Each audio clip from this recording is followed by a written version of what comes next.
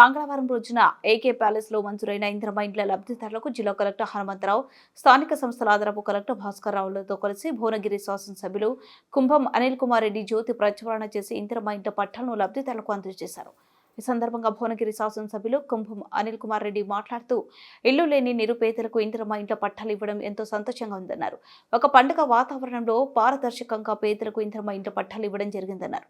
రేకులపై cup లేని వారు నిరుపేదలకు ప్రభుత్వం అండగా ఉంటూ 5 లక్షల సహాయం లబ్ధిదారులకు ప్రభుత్వం అందిస్తుందన్నారు. ముందుగా బేస్మెంట్ పూర్తి చేసుకున్న లబ్ధిదారులకు ప్రభుత్వం ₹1,00,000 వారి ఖాతాలో జమ చేస్తుందన్నారు. లబ్ధిదారులకు ఏ ఇబ్బంది లేకుండా, ఇసుక కొరత లేకుండా ప్రభుత్వం అన్ని విధాలుగా సహాయపడుతుందన్నారు. ప్రతి పేదవారికి ఇండ్లు ఇవ్వాలనే ఆశతో ప్రభుత్వం ముందుకు పోతుందన్నారు. ధనిక రాష్ట్రంలో పేద ప్రజల ఇబ్బందులు చూసి ఇందిరమ్మ ఇండ్లు ఇవ్వడం జరుగుతుందన్నారు. చాలా సంతోషం. ఇందిరమ్మ ఇండ్ల కార్యక్రమం ఈ విధంగా ఇవ్వాలనే ఆశతోటే ఈరోజు మన ప్రభుత్వం రావాలి, ఇట్లా ఇందిరమ్మ ఇండ్లు ఇవ్వాలి అనే ఆశ ఆ రోజు ఉండే ఆశ ఈరోజు నెరవేరుతున్నందుకు నిజంగా చాలా సంతోషంగా ఉన్నది.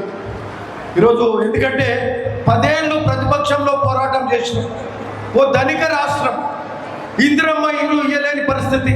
వాళ్ళు సరే ఇందిరమ్మ ఇల్లు కాదు, వాళ్ళు ఆ రోజు డబుల్ బెడ్రూమ్ ఇల్లు ఇస్తున్నారు. డబుల్ బెడ్రూమ్ ఎక్కడ ఇచ్చిండ్రా అంటే ఏ మండలంలో ఏ ఊర్లో కూడా ఎక్కడ కూడా ఇవ్వలే.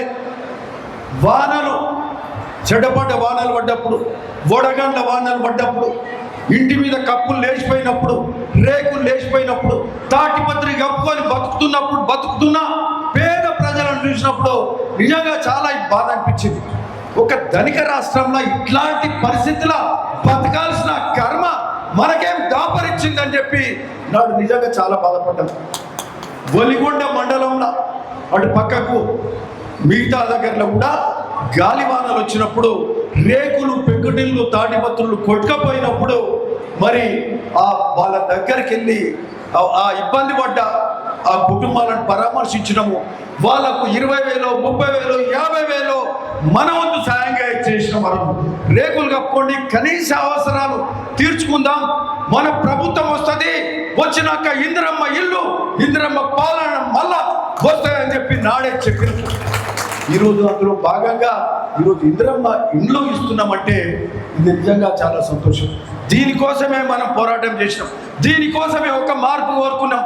ఆ మార్పులో భాగంగా ఈరోజు ఇందిరమ్మ పాలన, ప్రజాపాలన వచ్చింది. ముఖ్యమంత్రి రేవంత్ రెడ్డి గారు, గౌరవ ముఖ్యమంత్రి గారు ఈరోజు ఇందిరమ్మ ఇండ్లకు మరి ప్రొసీడింగ్స్, ఆ పత్రాలే కదండి, శాంక్షన్ ఆర్డర్స్ అంటారు, ఆ ధృవీకరణ పత్రం ఈరోజు మీకు ఇవ్వడానికి భువనగిరి మండల్ టౌన్కి సంబంధించి మరి